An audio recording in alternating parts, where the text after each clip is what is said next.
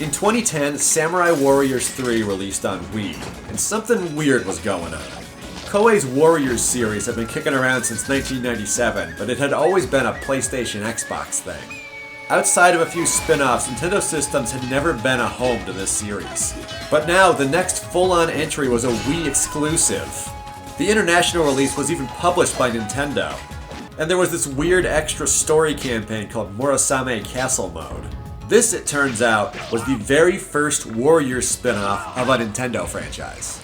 Over the next decade, this partnership would produce Hyrule Warriors and Fire Emblem Warriors. But those are spin-offs of well-known series.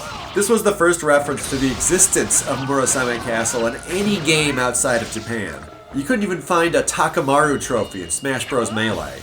The Mysterious Murasame Castle would not be playable internationally until 2014, when Nintendo finally released the 28-year-old game on 3DS Virtual Console. So you might be aware of the relationship between the original 1986 Metroid and Kid Icarus. Released only a few months apart, both games used the same engine and gameplay concepts, but Kid Icarus was a more linear, action-focused take on Metroid's exploration-based gameplay. Well, earlier that same year, Nintendo had taken a very similar approach, with The Legend of Zelda and its action-heavy counterpart, The Mysterious Murasame Castle. The similarities to Zelda are clear, but with a more arcade-inspired approach that allows for each screen to be filled with absolute chaos and crushing difficulty.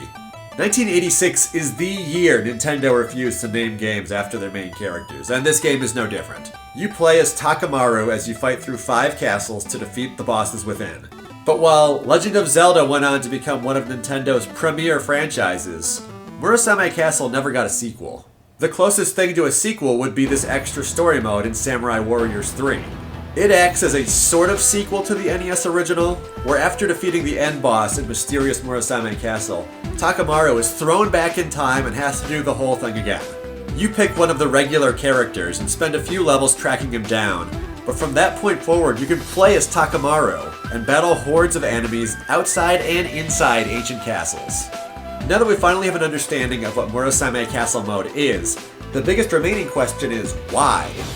Knowing that in only a few years Nintendo would hand Koei the keys to one of gaming's biggest franchises, why would they start with this little-known footnote in Nintendo history?